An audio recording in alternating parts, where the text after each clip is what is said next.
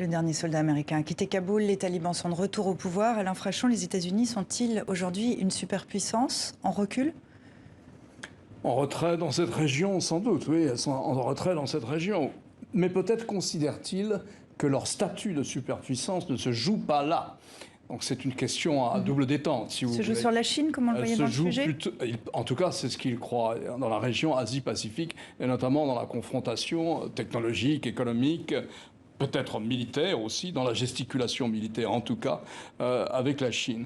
Donc c'est difficile. Ce n'est pas la première humiliation des États-Unis. C'est une reddition, ça. Trump donne l'Afghanistan aux talibans. Biden n'était pas forcé d'appliquer comme ça cet accord. Il pouvait prendre son temps, il pouvait attendre, il pouvait mettre des conditions. Il ne le fait pas. Mais justement... Donc c'est une sorte de reddition, si vous voulez, qui montre qu'il n'accorde aucune priorité stratégique, certainement pas à ce qui se passe en Afghanistan, pour les Afghans et pour les Afghanes, et certainement pas pour l'ensemble de la région.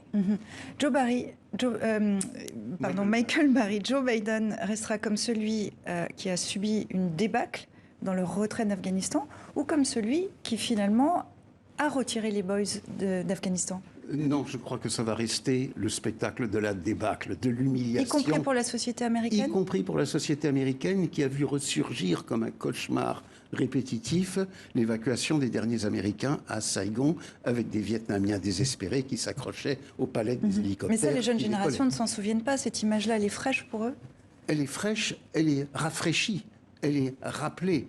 Et c'est un rapprochement malencontreux que Biden a fait lui-même dans un discours en juillet en assurant l'assistance. Vous ne verrez pas se répéter les scènes de notre départ de Saigon. Et en fait, ces scènes se sont répétées. Donc il y aura des interrogations extrêmement profondes dans la société américaine. Et de même que les attentats du 11 septembre marqueront l'imaginaire américain, je dirais, à jamais, de même la débâcle afghane va profondément marquer la psyché américaine. Avec quelles conséquences? Vous évoquez les conséquences, lesquelles?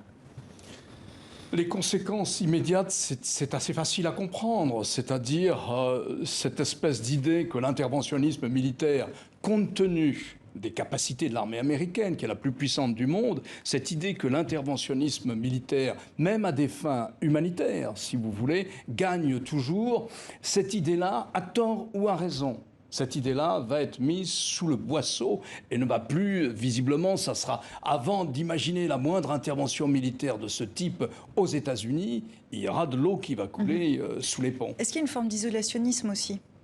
J'appellerais pas ça de l'isolationnisme, parce que de l'isolationnisme, ça veut dire que vous décidez de ne plus vous occuper des affaires du monde. Or, ce qui s'est fait là, c'est une manière de dire « nous nous occupons des affaires du monde, mais nos priorités ont changé ». Nous choisissons les affaires du monde? Si vous voulez, oui. Donc je me méfierais de ce terme d'isolationnisme. Pour conclure, Michael Barry, en quoi ces attentats, s'il fallait résumer, ont défini ce début de siècle, ces 2 premières décennies?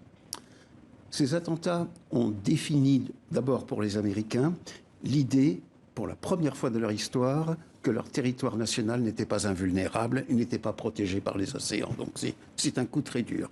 Deuxième leçon, la meilleure armée du monde peut être défaite, non pas une fois comme au Vietnam, ce qu'on aurait pu appeler un accident, mais 2 fois en Irak, 3 fois en Afghanistan. Cela commence à dessiner un schéma et donc va susciter de profondes interrogations. Je voudrais rebondir en tout cas sur ce pivot to Asia que propose Joe Biden après Obama, ce tournant vers l'Asie, pivoter vers l'Asie.